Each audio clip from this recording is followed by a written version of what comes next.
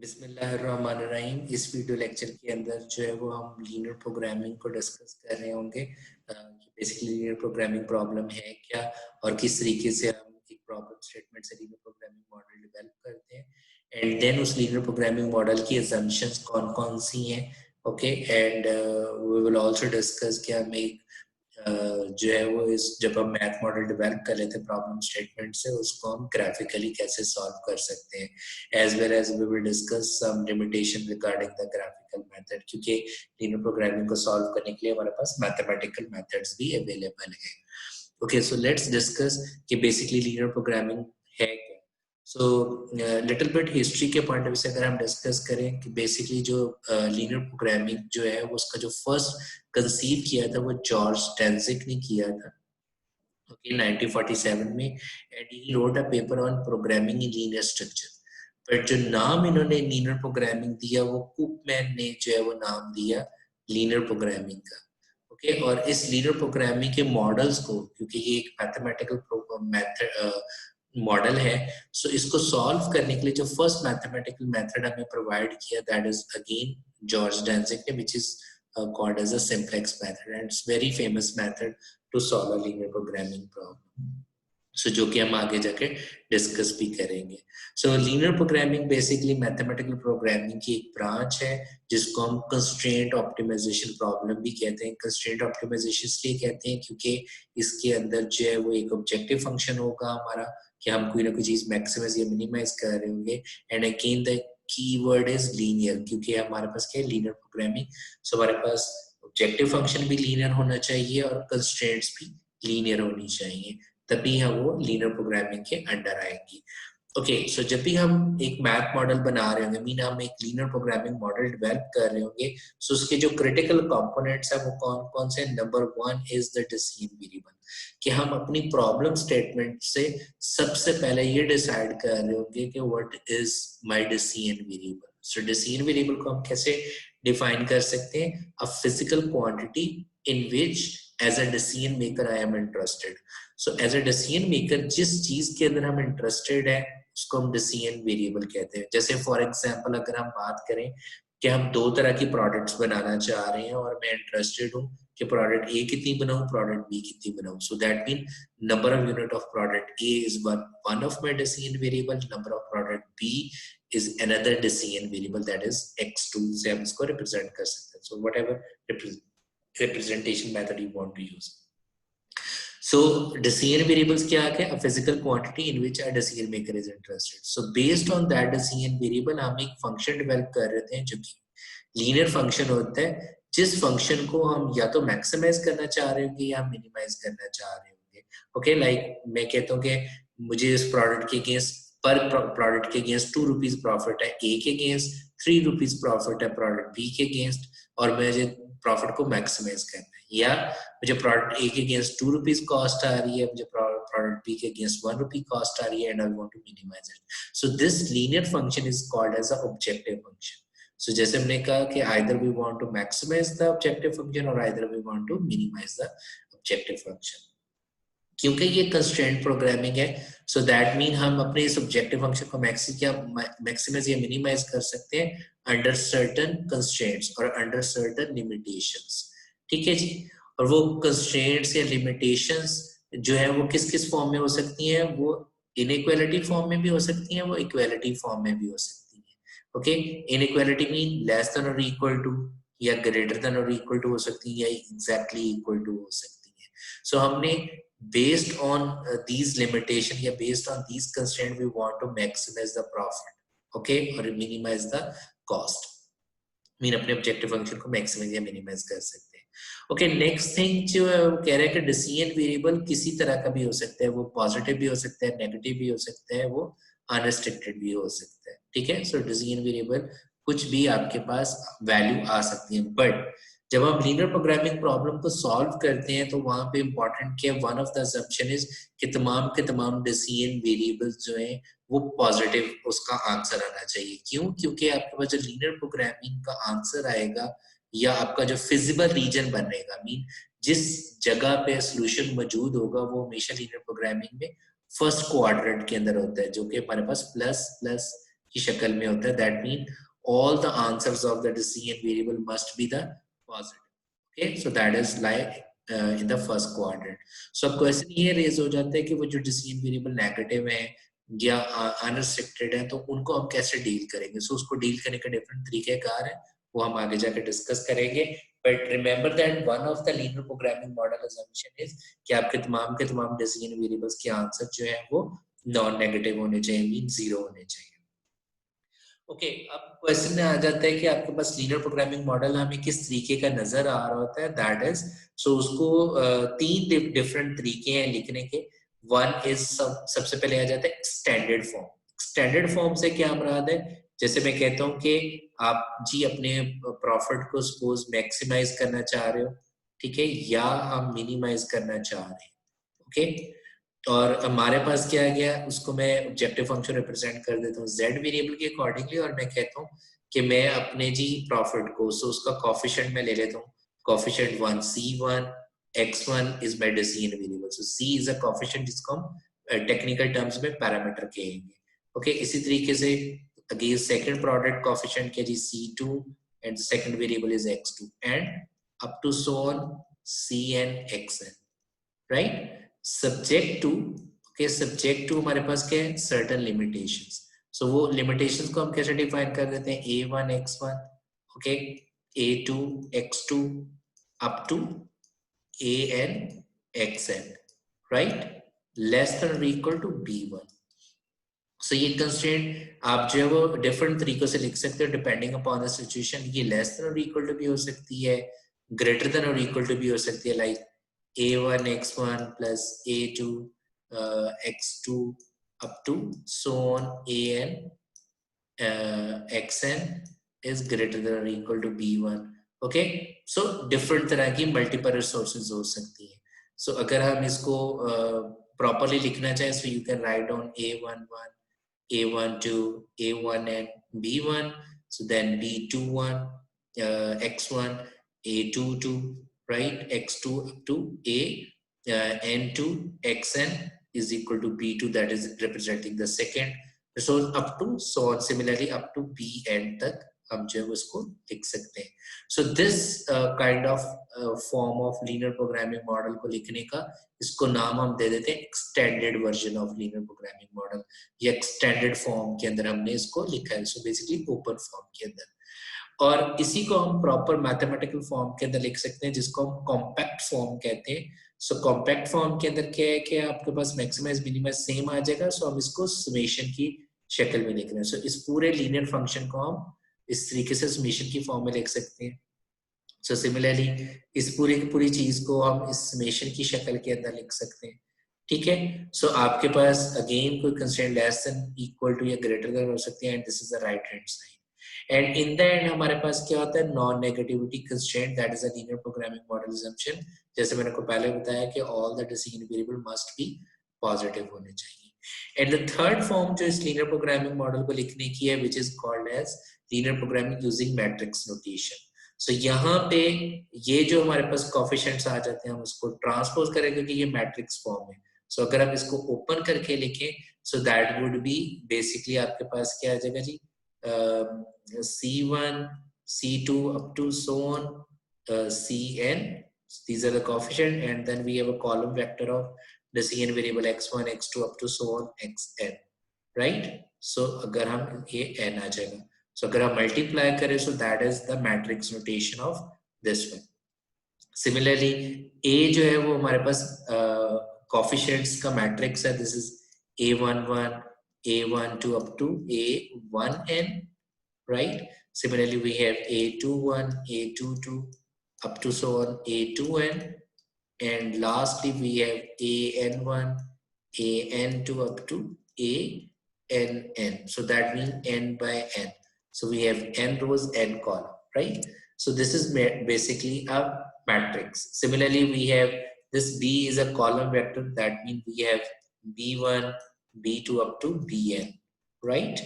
So either you can write down in a standard version जो कि मैंने पहले लिखा कॉम्पैक्ट फॉर्म में, या मैट्रिक्स नोटेशन के अंदर जो है वो हम इस लीनियर प्रोग्रामिंग को लिख सकते हैं. So whatever the approach you want to use. So generally, the compact form, this version is mostly used to write down the linear programming form, or you can say version.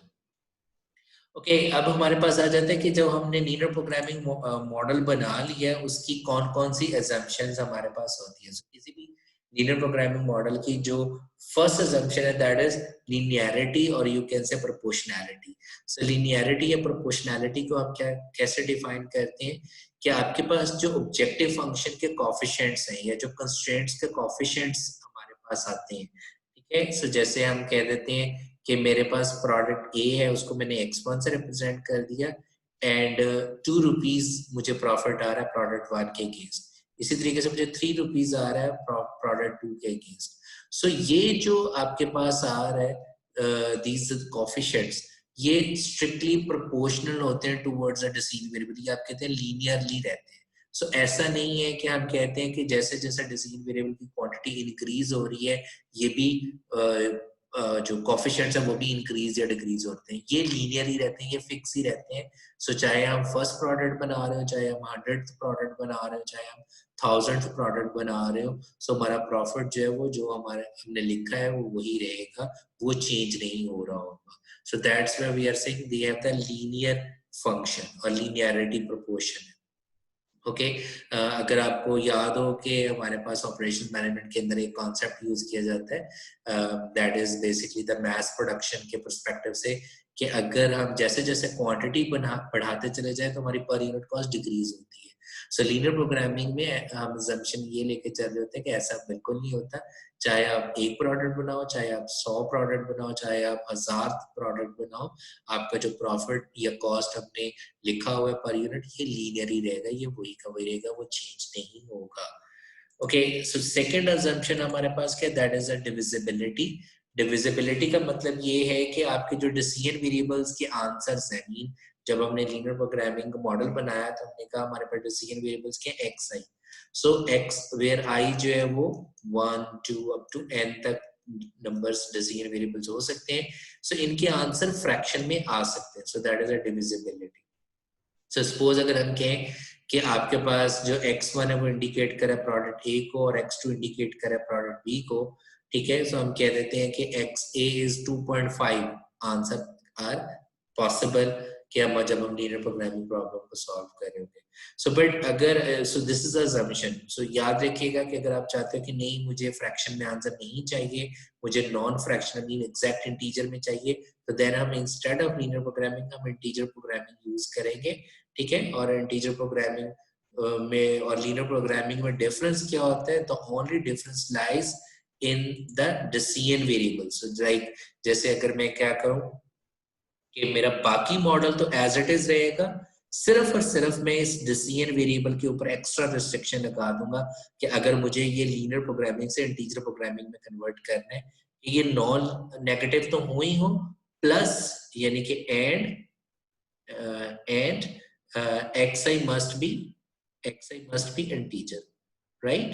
सो ये मेरे पास क्या बन जाएगा फिर linear programming model integer programming model बन जाएगा, ठीक है. सो अगर आप चाहते हो कि आपके पास जो है वो आंसर डिविजिबल फॉर्म में मीन फ्रैक्शनल फॉर्म में ना आए, एग्जैक्ट इंटीजर आए, तो then instead of using linear programming problem हम इंटीजर प्रोग्रामिंग मॉडल जो है वो इस्तेमाल करेंगे. ओके थर्ड असम्पशन क्या है? सर्टेनिटी. ओके सर्टेनिटी का क्या मतलब है कि आपके पास जो पैरामीटर है, क्योंकि linear programming deterministic operation search की ब्रांच है, ठीक है, तो इसमें जो पैरामीटर्स हैं वो नॉन होते हैं और कांस्टेंट होते हैं, हमें पता होते हैं. सो इसलिए हम कहते हैं ये सर्टेन है, ये प्रोबेबिलिस्टिक नहीं. और फोर्थ असम्पशन क्या है? एडिटिविटी. सो एडिटिविटी का क्या मतलब है कि हम तमाम डिसीजन वेरिएबल्स हमने डिफाइन किए हैं उनकी हम इन्वॉल्वमेंट शो कर रहे होते हैं इन टर्म्स ऑफ summation या subtraction की सेंस के अंदर in the objective function as well as in some in constraints as well. और lastly we have discussed the non negativity कि आपके तमाम के तमाम decision variables जो हैं वो positive होने चाहिए, negative answers are not acceptable. Okay अब हम क्या करने के लिए जा रहे हैं? अब हम देखते हैं कि हमने किसी भी प्रॉब्लम स्टेटमेंट से जो है वो मैथ मॉडल कैसे बनाना है, मीन लीनियर प्रोग्रामिंग मॉडल कैसे बनाना है. सो जो फर्स्ट एग्जांपल मैं ले रहा हूँ that is a product mix, और या इसको हम प्रोडक्शन मिक्स भी कह सकते हैं। सो सिनेरियो हमारे पास ये है कि वो कह रहे हैं कि हम दो प्रोडक्ट प्रोड्यूस कर रहे हैं ए एंड बी, ठीक है। So each unit of product ए जो है वो 3 kg of raw material require कर रहा है और 5 लेबर रिक्वायर कर रहा है to make a final product. इसी तरीके से बी को जो है वो 6 kg ऑफ रॉ मटेरियल और 4 labour are required to make a final product, ठीक है जी। So 60 kg raw material available है, 70 लेबर आर अवेलेबल है, ठीक है, टू मेक द जो हमारे पास अवेलेबिलिटी ऑफ रॉ मटेरियल और अवेलेबिलिटी ऑफ लेबर है। सो उसने फर्दर हमें बताया हुआ है कि एक प्रोडक्ट ए को सेल करते हैं हम 30 रुपीज में पर यूनिट और बी को हम 40 rupees, and we want to maximize the profit. So that is the objective कि मुझे अपने प्रॉफिट को जो है वो मैक्सिमाइज करना। सो वो कहते हैं इसका अपने लीनियर प्रोग्रामिंग मॉडल के जरिए इसको फॉर्मुलेट करें। सो इस प्रॉब्लम स्टेटमेंट को हम as a linear programming model जो है वो फॉर्मुलेट करें। So number 1 is we need to decide what decision variables. Decision variables क्या है? A physical quantity in which we are interested. So right now हम indicate करें x1 is number of product A, x2 is number of product B. So objective function क्या है कि भाई मुझे अपने प्रॉफिट को मैक्सिमाइज करना है, ओके। सो प्रोडक्ट ए के अगेंस्ट मुझे प्रॉफिट कितना मिल रहा है 30, ओके। प्रोडक्ट ए के अगेंस्ट मुझे मिल रहा है प्रॉफिट 30 और प्रोडक्ट बी के अगेंस्ट मुझे मिल रहा है 40, so this is 40x। So next we have a constraint. So one constraint is a material constraint. तो वो कह रहे हैं कि एक प्रोडक्ट ए को बनाने के लिए मुझे चाहिए 3 kg, so this is 3x1, और एक प्रोडक्ट बी को बनाने के लिए मुझे चाहिए 6 kg, so this is 6x2 because x2 is representing product B.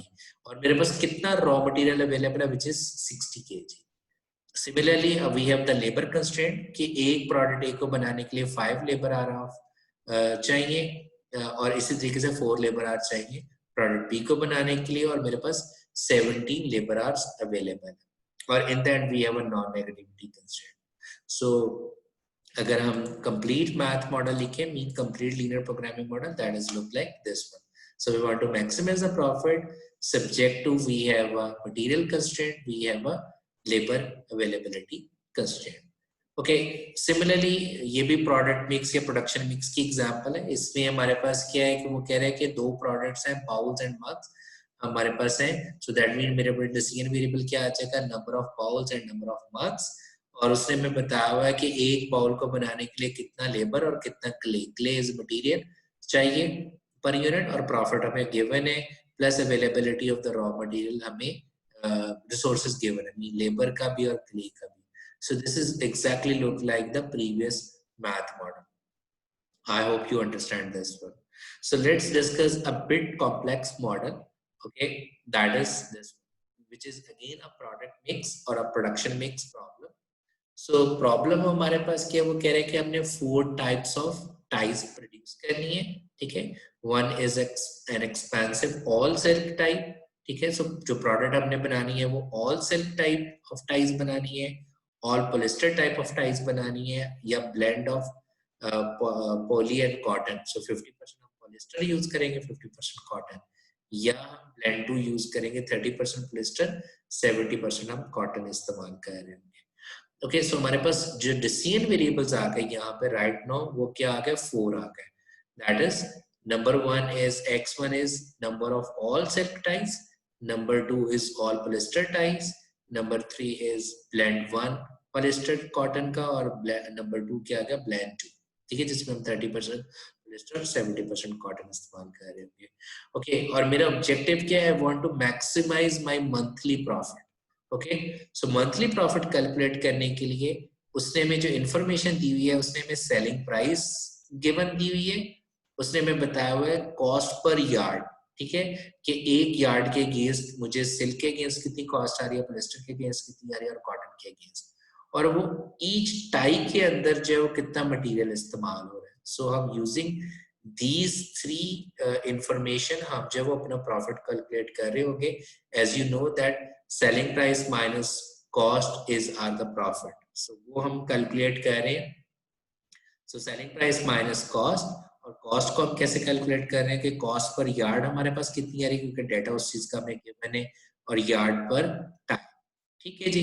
सो हमारे पास जब हम पहला डिसीजन वेरिएबल के अगेंस्ट निकालते हैं कि जब हम फर्स्ट टाइप ऑफ टाइप बना रहे हैं which is x1 all silk type, so हमारे पास प्रॉफिट पर यूनिट क्या रहा है, that is the selling price $6.7 की हम वो टाई सेल कर रहे हैं, माइनस $21 पर यार्ड हमें सिल्क आ रहा है, और कितना एक सिल्क टाई में यूज हो रहा है, दैट इज 0.125। सो जब हम इसको सॉल्व करेंगे, सो वी आर गेटिंग कि हमारे पास जो प्रॉफिट आ रहा होगा वो $4.08 against each silk type of tie आ रहा होगा। Similarly, we have calculated for polyester. Okay, जब हम blend 1 की तरफ आते हैं तो हमारे पास क्या है जी, that is 4.31 is the selling price, और cost कितनी है polyester की, that is $6 multiply by 50% polyester हमारे पास यूज हो रहा है इसलिए 0.05। ठीक है जी। सो सिमिलरली आपके पास क्या आ रहा है, ओके, आई थिंक ये जो है वो 0.05 के बजाय हम क्या यूज करेंगे, that is 0.5। Okay, it's 50%, okay, it's fine, 50% of what, 50% of this one, okay, which is 0.10। so 0.10 का हमारे पास 50% क्या आ जाएगा, दैट इज 0.05, एंड देन हमारे पास क्या है जी, $9। ओके, और $9 में अगेन 10% ऑफ मटेरियल क्योंकि इसमें यूज हो रहा है कॉटन का, सो इसलिए उसका 50% हम उसका यूज कर लेंगे। सो हमारे पास प्रॉफिट क्या आ गया, दैट इज 3.56। सिमिलरली अब हम आ जाते हैं ब्लेंड 2 की तरफ, तो हमारे पास सेलिंग प्राइस क्या है, 4.81। ओके, अगेन हम जो है वो यूज कर रहे हैं 6। ओके, अगेन हमारे पास एक टाई के अंदर कितना मटेरियल यूज हो रहा है, दैट इज 0.10, उसका 30%, और देन 70% हमारे पास जो है वो that is this one basically. So I hope आपको क्लियर हो गया कि हमारे पास ऑब्जेक्टिव फंक्शन क्या आ जाएगा, this would be 4.08x1 plus 3.07x2 plus 3.56x3 and 4x4 हमारे पास आ जाएगा। This is the maximization of profit. Now if we come towards the constraint, so first constraint हमारे पास क्या, that is the availability of the material। तो हमारे पास silk कितना अवेलेबल है, मेरे पास पॉलिस्टर कितना अवेलेबल है, हमारे पास कॉटन कितनी अवेलेबल है, उसकी अवेलेबिलिटी की कंस्ट्रेंट आ गई। सो सिल्क हम सिर्फ और सिर्फ यूज कर रहे हैं फर्स्ट टाइप ऑफ टाई के अंदर, so that's why we are writing x1, और कितना मटेरियल एक टाई के अंदर इस्तेमाल हो रहा है, that is 0.125। So 0.125 into x1 is less than or equal to total material available of the cell। Similarly polyester जो है वो हमारा 3 टाइप्स के अंदर इस्तेमाल हो रहा है। ठीक है, सो पॉलिस्टर कहाँ पे यूज हो रहा है, that is basically over here और over here. So that is all type of polyester, mean x2 में भी यूज हो रहा है, x3 में भी, x4 में भी। तो हमारे पास आ जाएगा जी 0.08 x2 plus 0.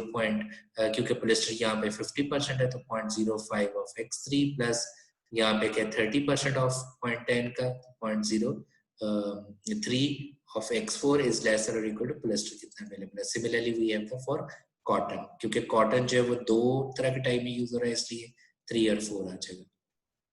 So next we have the constraint कि हमने मिनिमम कितनी क्वांटिटी बनानी है, ठीक है, that is a contract. Okay, constraint हमारे पास आ गई कि आपने मिनिमम इतनी सिल्क टाइप बनानी है, इतनी आपने पॉलिस्टर की बनानी है, इतनी ब्लेंड 1, इतनी ब्लेंड 2 की बनानी है, और डिमांड हमारे पास मंथली क्या है, दैट इज दिस वन।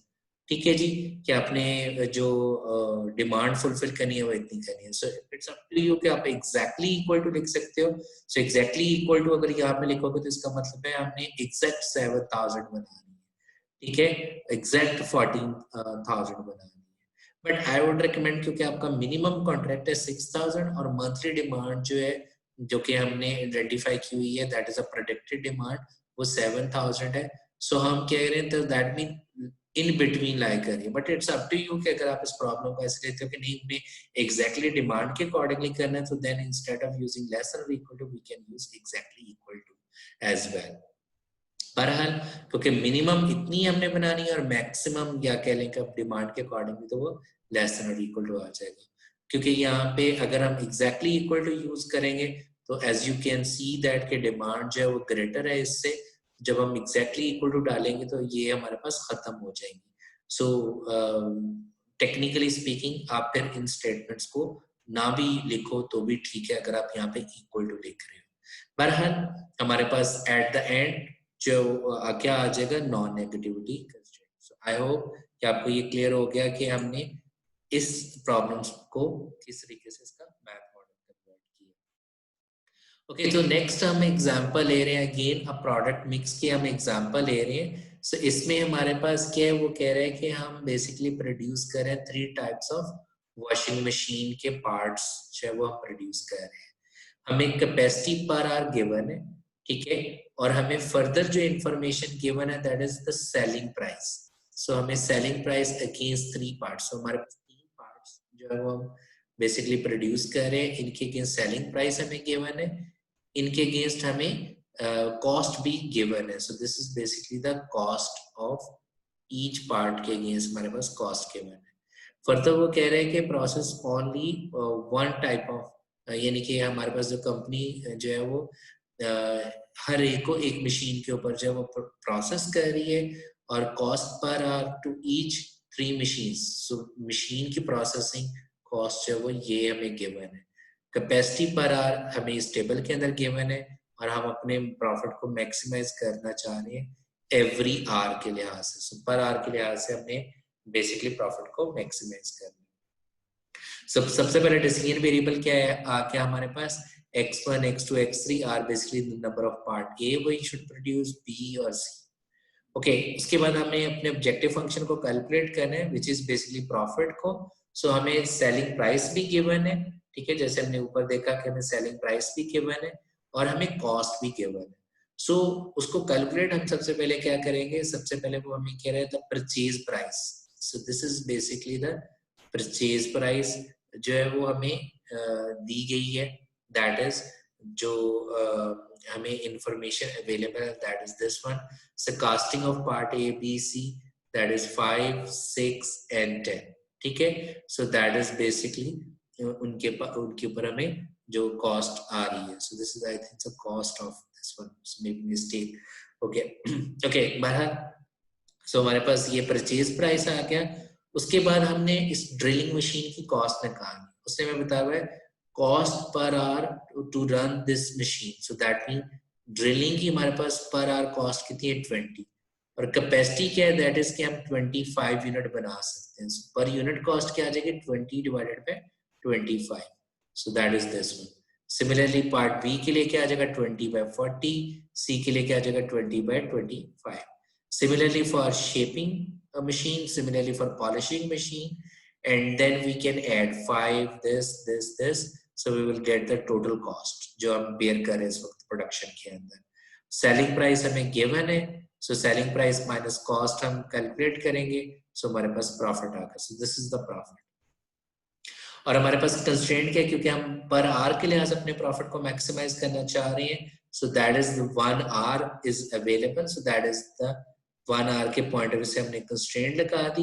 और कैपेसिटी हमें पर आर गिवन है, क्योंकि हम यहाँ पे टाइम के सेंस में बात करें सो 1 आवर, सो इसलिए हमें अपनी इस कैपेसिटी को टाइम में कन्वर्ट करना पड़ेगा। सो ये ड्रिलिंग के लिए क्या आ जाएगा 1/25, सो दैट मीन इतना 1 घंटे में हम यूज कर रहे हैं ड्रिलिंग का time to produce part A. इसी तरीके से 1/40, 1/25. Same is for the shaping, same is for the polishing, and at the end we have a non-negativity constraint. Okay, so again we have a problem statement regarding basically the portfolio selection.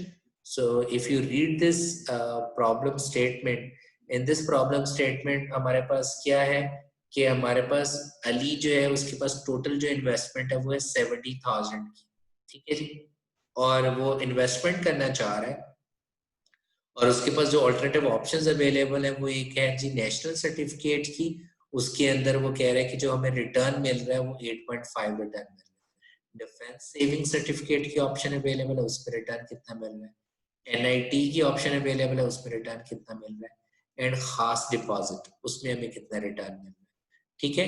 और वो हमें ये कह रहा है कि वो हर alternative के अंदर कुछ ना कुछ इन्वेस्टमेंट करना चाह रहा है, एंड अली want to maximize its return, ठीक है। तो वो किसके अंदर कितनी इन्वेस्टमेंट करे कि हमारा जो रिटर्न है वो मैक्सिमाइज हो जाए।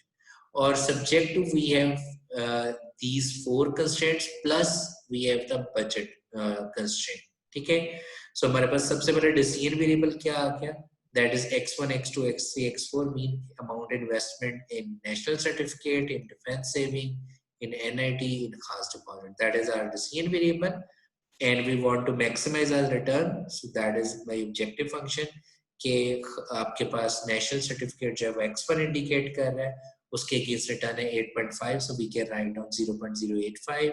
Similarly for defense saving, similarly for NIT खास deposit. So हमारे पास जो constraints है that is availability of the budget. So 70,000 जो है वो इन चारों में इन्वेस्टमेंट करना चाह रहे हैं, so that's why X1, X2 plus X3 plus X4 is equal to 70,000.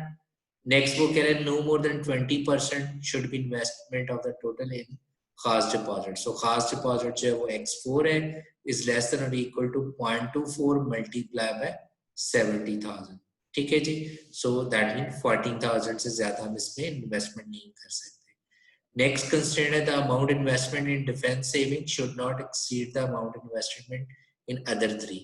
So defense saving हमारे पास क्या जी X2 must be less than or equal to investment in all the remaining elements. So इसको हम simplify कर सकते हैं.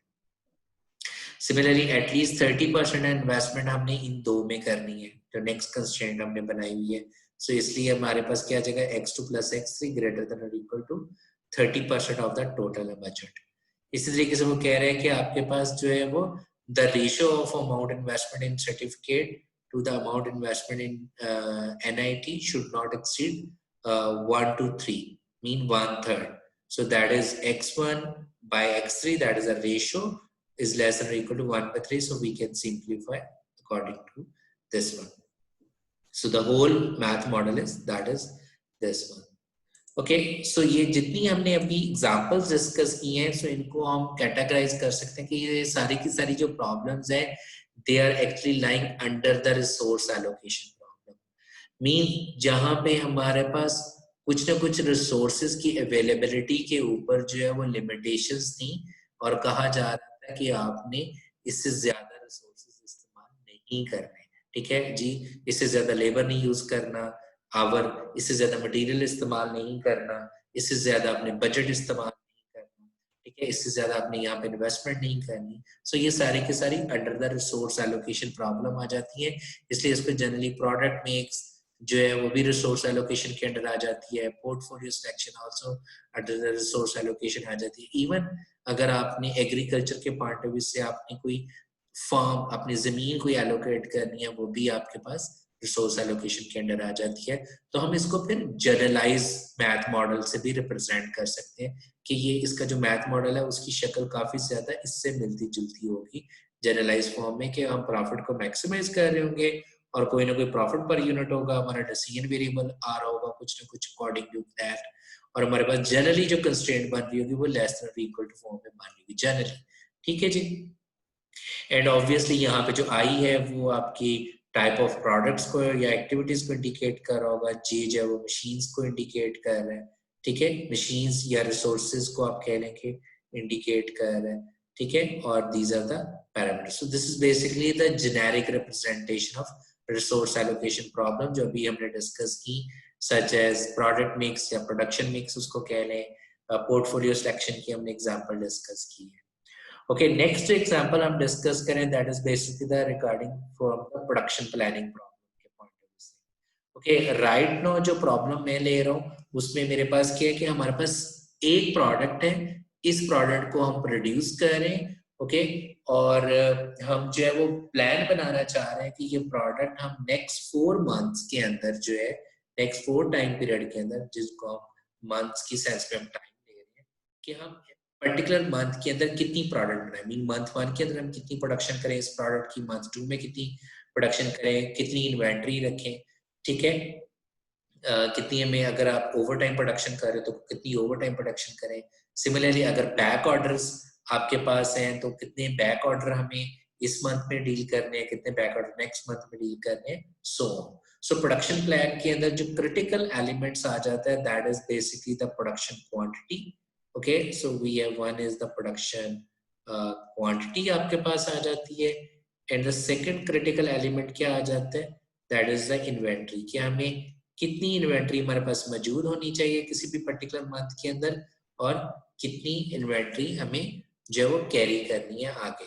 और plus अगर आप लोग जो है वो बैक ऑर्डर कंसिडर करें तो फिर बैक ऑर्डर को भी हम यूज कर सकते हैं कि हमें कितना बैक ऑर्डर इस मंथ के अंदर फुलफिल करना है और कितना नेक्स्ट मंथ के अंदर फुलफिल करना है। सो राइट में ये जो प्रॉब्लम मैं डील कर रहा हूँ इसके अंदर बैक ऑर्डर्स जो है वो अलाउ नहीं है। सो इट मीन हमें अपनी प्रोडक्शन प्लान के अंदर जनरली हम क्या कर रहे थे, हम अपनी डिमांड को मीट कर रहे होते हैं, ठीक है। और प्लस हमारे पास कुछ ना कुछ कैपेसिटी होती है कि हम हमारी प्रोडक्शन कैपेसिटी इतनी है इस मंथ की, तो हम उससे ज्यादा क्रॉस नहीं कर सकते। सो वो हमारी बेसिकली कंस्ट्रेंट आ जाती है। सो अगर हम प्रॉब्लम स्टेटमेंट करें, वो कहते हैं कि कंपनी सिंगल प्रोडक्ट बना रही है और उसने डिमांड को एस्टिमेट किया for the next month. Month 1 की डिमांड ये है, मंथ 2 की, मंथ 3 की, मंथ 4 की, ठीक है। वो कहते हैं कि रेगुलर कैपेसिटी उसकी 800 यूनिट बनाने की, और ये ओवर टाइम प्रोडक्शन भी कर रहे हैं तो ओवर टाइम कैपेसिटी 200 यूनिट बनाने की है। और रेगुलर टाइम में अगर वो प्रोडक्शन कर रहे हैं तो पर यूनिट कॉस्ट कितनी है, ओवर टाइम के अंदर अगर वो प्रोडक्शन कर रहे हैं तो पर यूनिट कॉस्ट कितनी है, ठीक है। और प्लस अगर ये इन्वेंट्री को होल्ड करते हैं for the next month, mean अगर मंथ 1 के अंदर इन्होंने प्रोडक्शन की है और मंथ 2 के अंदर जो है क्योंकि वो डिमांड से ज्यादा प्रोड्यूस कर रही है तो अब इसको वो होल्ड कर रहे हैं, तो उसके अगेंस्ट में 3 रुपीज पर यूनिट कॉस्ट आ रही है। सो हमने इसका मैथ मॉडल बना, क्योंकि ये कंपनी जो है वो रेगुलर टाइम में भी प्रोडक्शन कर रही है और ओवर टाइम में भी कर रही है। सो दैट मीन ये प्रोडक्शन क्वांटिटी को इन्होंने 2 कैटेगरीज में डिवाइड कर दिया। One is quantity produce in regular time and quantity produce in over time. And then they are also having the inventory कि आप कितनी क्वांटिटी कैरी कर रहे हो at the end of tth time period, mean next month में जब हम carry कर रहे हैं। So they have no back order, so back orders are not allowed according to this problem. Okay, so मेरे पास जो डिसीजन वेरिएबल्स बन गए वो कितने बन गए, अगर हम राइट नो मैंने क्या अज्यूम किया है कि मेरे पास जो इस वक्त करंटली इनिशियल इन्वेंट्री है, ओके, मीन जब हम मंथ 1 की प्रोडक्शन कर रहे हैं तो मेरे पास जो इनिशियल इन्वेंट्री 0 है वो 0 पड़ी हुई है। ओके, सो अगर आपके पास इनिशियल इन्वेंट्री भी कोई होती तो ऑब्वियसली फिर आप जो है वो यहाँ पे 0 भी कंसिडर करते। प्लस मैंने यहाँ पे 4 नहीं लिखा बिकॉज वी वांट के जब हमारे पास 4th मंथ खत्म हो रहा हो तो उस वक्त हमारे पास कोई इन्वेंट्री पड़ी नहीं होनी चाहिए। बट अगर आप ये असम्पशन रख के चलते हो कि नहीं 4 मंथ के एंड में मेरे पास कोई ना कोई इन्वेंट्री पड़ी होनी चाहिए, सो देन यहाँ पे 4th भी आ जाता है। सो दैट्स वाई, क्योंकि राइट में मैं क्या कंसिडर कर रहा हूँ कि मेरे पास इनिशियल में भी कुछ नहीं पड़ा हुआ और मेरे पास at the end of 4th month भी कोई इन्वेंट्री नहीं पड़ी होनी चाहिए। सो जैसे 4th मंथ कंप्लीट हो we should able to meet the demand और हमारे पास ये वाली प्रोडक्ट बिल्कुल पड़ी नहीं होनी चाहिए। सो इसलिए हमारे पास टोटल जो डिसीजन वेरिएबल बनते हैं वो 11 बनते हैं। So regular time production in month 1, regular time production in month 2, 3 and 4, इसी तरीके से 4 हमारे पास ओवर टाइम की आ गई और 3 इन्वेंट्री की आ गई because we do not have any initial inventory. Month 1 के अंदर कितनी इन्वेंट्री रखी है, 2 के अंदर कितनी रखी है और 3 के अंदर कितनी मौजूद है। So we want to minimize the total production cost और हमारे पास ऑब्जेक्टिव क्या आ गया कि हमारे पास जो रेगुलर टाइम के अंदर पर यूनिट कॉस्ट है वो 20 रुपीज है in month 1, in month 2, so that is constant. So that's why 20R1 plus 20R2 plus 20R3 plus 20R4. Similarly, we have a overtime cost plus we have the inventory cost, क्योंकि हर month के accordingly वो कह रहे हैं कि हमारे 3 rupees cost आ रही है। सो फर्स्ट कंस्ट्रेंट जो है वो मेरे पास क्या आ जाएगी, क्योंकि मेरे पास कोई इन्वेंट्री नहीं है, क्योंकि remember that this demand constraint also called as inventory balancing constraint, inventory balancing constraint। और हम इसको जेनेरिक फॉर्म में भी लिख सकते हैं। जेनेरिकली इसको लिखा जाता है I T-1 mean inventory in the previous period plus आपके पास क्या आ जाएगा जी, regular time production plus over time production, right. आपके पास क्या आ जाएगा जी, is equal to dt mean demand कितनी है इस टाइम पीरियड के अंदर प्लस इस टाइम पीरियड के अंदर इन्वेंट्री कितनी है। सो हम इस इक्वेशन को यूज करते हुए ये वाली कंस्ट्रेंट डेवलप कर देते हैं। So this is basically called as inventory and very classic equation. जो कि हम मोस्टली प्रोडक्शन प्लान के अंदर इस्तेमाल कर रहे थे, और यहाँ पे भी हमने ये यूज किया बिकॉज हम मंथ, ये वाली कंस्ट्रेंट जो है वो मंथ 1 के अकॉर्डिंगली है। सो इसलिए हमारे पास इनिशियल इन्वेंट्री क्या आनी थी, I0, क्योंकि हमारे पास हमने अज्यूम किया हुआ there is no initial inventory, क्योंकि इसका आंसर 0 है इसलिए हमें इसको नहीं लिखा। So that's why R1 plus O1 is equal to demand कितनी है फर्स्ट मंथ की 1000, ठीक है, प्लस I1। इसी तरीके से सो ये I1 क्या होगा कि जब मंथ 1 कंप्लीट हो रहा खत्म हो जाएगा, सो हमारे पास जब मंथ 2 स्टार्ट हो रहा होगा कितनी इन्वेंट्री पड़ी हुई है। इसलिए जब हम मंथ 2 में आते हैं, so this is month 2 constraint, so that is initial inventory available in the start of month 1, this is IT minus 1, क्योंकि अब सेकंड मंथ स्टार्ट हो गया तो 2 minus 1 1 आ जाएगा। सो इसलिए R2 plus O2 is equal to AT plus I2 and so on। Again जैसे मैंने को पहले बताया कि यहाँ पे हमारे पास जो है, यहाँ पे हमने प्लस I4 इसलिए नहीं किया क्योंकि हम ये चाह रहे हैं कि 4 मंथ के एंड में हमारे पास कोई इन्वेंट्री मौजूद ना हो। बट इफ यू वांट, आपने assumption रखी है कि आपके पास कोई इन्वेंट्री पड़ी हो, तो you can write down I4 and then we have written down the constraints. हमारे पास 4 कंस्ट्रेंट्स बन जाएंगी रेगुलर टाइम प्रोडक्शन कैपेसिटी की, क्योंकि मंथ 1 में भी हम कह रहे हैं कैपेसिटी 800 है, सेकंड की भी। So R1 is less than or equal to 800, R2 is less than or equal to 800, 3, 4, and so on. Similarly for the O2, OT, that is overtime. And in the end, we are saying all the decision variable, all the 11, 4 regular time production ke, 4 overtime ke, और 3 inventory ke, they must be greater than or equal to 0 होने चाहिए. So this is basically called as a production planning problem. Okay, इसको हम अगर आप चाहें कि हम जी डिसीजन वेरिएबल 11 है, क्या हम इसको किसी तरीके से शॉर्ट कर सकते हैं? Yes we can do. हम इन्वेंट्री वाले डिसीजन वेरिएबल को खत्म कर सकते हैं और हम 11 से 8 पे आ सकते हैं। वो कैसे आ सकते हो कि अगर हम क्या कर ले, अगर हम जो है वो इन्वेंट्री को भी अपनी प्रोडक्शन से इंडिकेट कर, क्योंकि यहाँ पे मैंने क्या कर दी है, मैंने यहाँ पे इन्वेंट्री को भी जो है वो बेसिकली अपनी प्रोडक्शन के जरिए इंडिकेट कर दिया है। सो ये तो मेरे पास आ गया रेगुलर टाइम का, ओवर टाइम का। उसके बाद मंथ 1 में कितनी इन्वेंट्री पड़ी हुई होगी, that is this is basically equal to I1। Okay, वो कैसे है कि मंथ 1 की regular time production capacity quantity over time production quantity minus 1000, this is the demand. So जो बाकी पॉजिटिव वैल्यू बची होगी वो I1 है, this is I2, this is I3, ठीक है जी, ठीक है। और दिस इज बेसिकली I4, यानी कि टोटल जो हमारे पास है month 1, month 2, month 3 and month 4 की, तो उसके पॉइंट ऑफ व्यू से हम यहाँ पे उसको इंडिकेट कर रहे हैं। और instead of writing down equal, क्योंकि अब इन्वेंट्री हम कहते हैं कि वो ज्यादा प्रोडक्शन कर सकते हैं इस 1000 से, सो मिनिमम हम इतने बना रहे हैं, तो इसलिए हम यहाँ पे कंस्ट्रेंट्स है वो ग्रेटर देन और इक्वल टू यूज कर रहे हैं। अगेन यहाँ पे आपके पास जो है वो अगर आप चाहते हो कि 900 से ज्यादा नहीं बनाया, हम नहीं रखना चाहते इन्वेंट्री, तो you can use equal to for this particular constraint and this one.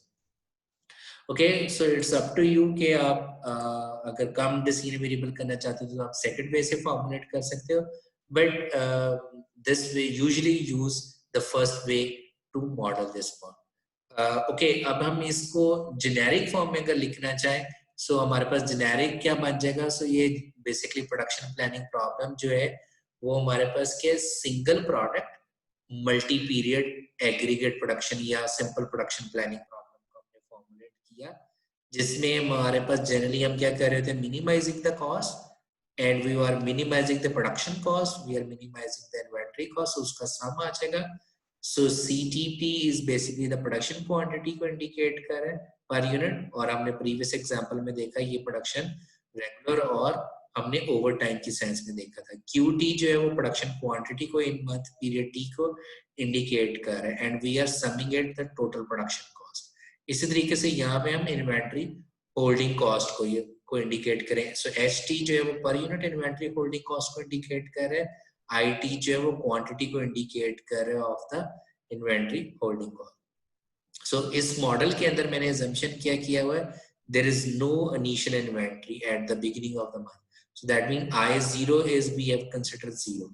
इसी तरीके से shortage of the product is not allowed, mean back order not allowed है, ठीक है। उसकी बेसिस के ऊपर हमने ये मैथ मॉडल बना लिया। दिस इज डिमांड कंस्ट्रेंट, और you can say very classically inventory balancing constraint and this is a capacity constraint कि हम उस मंथ से ज्यादा कैपेसिटी को नहीं बना सकते and this is a non negativity constraint.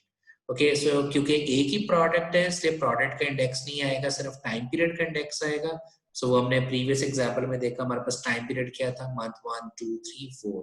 Okay so अगर हम प्रोडक्ट को भी कर लेंगे, मीन मल्टी प्रोडक्ट कर लेंगे, तो यहाँ पे एक और इंडेक्स ऐड हो जाएगा which is I I. Okay I आपके पास आ जाएगा और फिर हमें समेशन उस आई के लिहाज से भी करना पड़ रहा होगा, I up to 1 to n, right? But because right now we are dealing single product, that's why only time is the main index हमारे पास आ रहा है।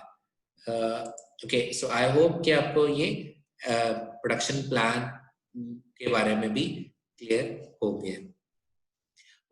सो अभी तक जो हमने डिस्कस किया वो हमने डिस्कस किया how to what is the linear programming problem and how we can develop the linear programming model from the state. So next thing is अब हम देख रहे हैं कि हम इसको ग्राफिकली कैसे सॉल्व कर सकते हैं। सो ग्राफिकल मेथड की एक लिमिटेशन ये है कि हम सिर्फ और सिर्फ उस वक्त अप्लाई कर सकते हैं जब 2 डिसीजन वेरिएबल हो। जब आपके पास 10 या 12 या 13 वेरिएबल्स आ जाते हैं तो उसको हम ग्राफिकली से सॉल्व नहीं कर सकते, तो उसके लिए हमें मैथमेटिकल मेथड इस्तेमाल करने पढ़ते हैं, like simplex method, big M, two phase, revised simplex method and many more हमारे पास मेथड अवेलेबल है। So first of all I am going to solve this problem. So हम इसको ग्राफिकली सॉल्व कैसे करना है। सो हमारे पास 2 डिसीजन वेरिएबल्स हैं। सो सबसे पहले तो हमारे पास क्या आ जाएगा, हम क्या करेंगे, हम इसको स्टैंडर्ड फॉर्म में लिख लेंगे। स्टैंडर्ड फॉर्म में लिखने का मतलब ये है कि इस इनइक्वालिटी को फिलहाल इग्नोर कर देंगे और हम इसको इक्वल टू फॉर्म में लिख लेंगे।